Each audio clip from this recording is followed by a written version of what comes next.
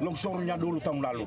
Artinya sudah 1 tahun lebih Pak ya? Sudah 1 tahun lebih. Kira-kira Pak dalam berapa bulan ke depan harapan Bapak ini bisa dijawab oleh pemerintah Pak? Saya inginkan agar dalam segera mungkin, dalam bulan ini, ya dalam tahun ini, akses jalan ini sudah ditangani oleh pusat ataupun provinsi.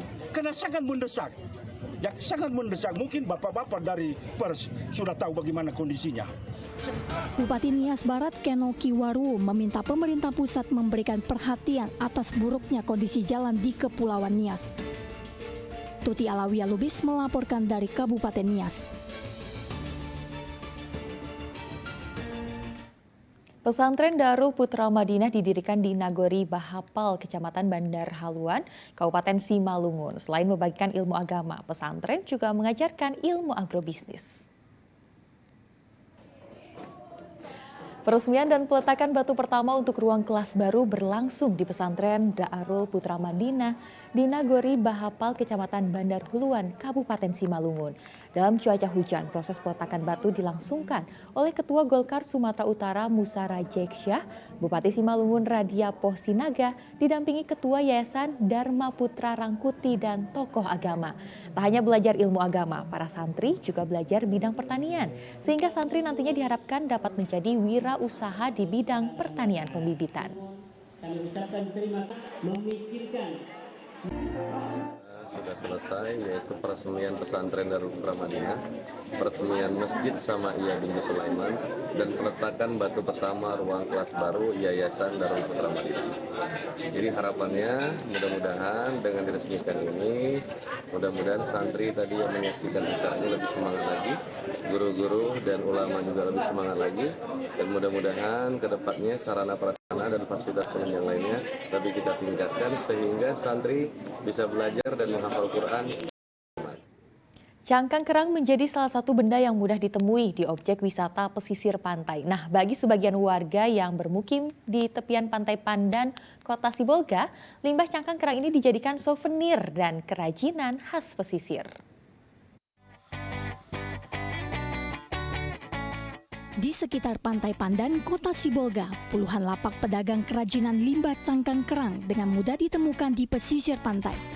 Beragam hasil kerajinan mulai dari hiasan dinding, asbak, cermin, tirai pintu hingga gantungan kunci dipajang dalam berbagai bentuk dan varian.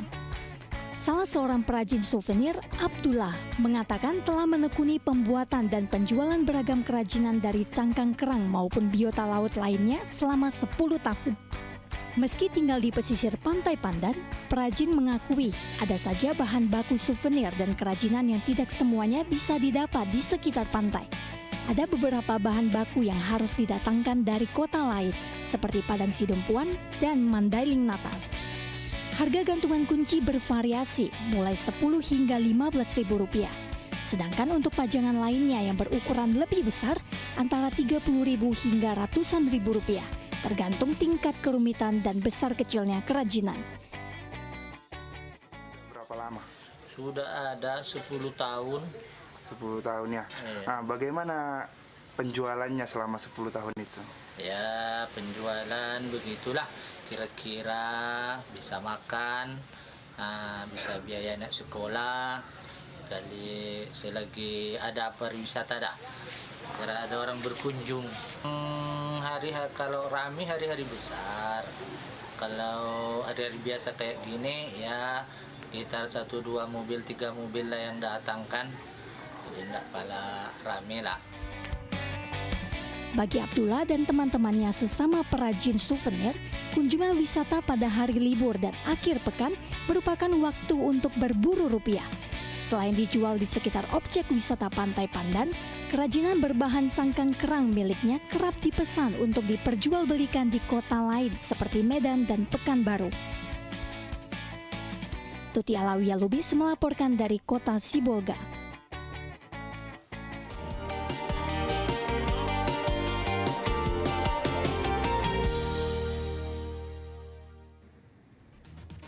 Dan informasi tersebut mengakhiri berita Medan hari ini. Saya Tia Anissa, berterima kasih atas perhatian dan kebersamaan Anda.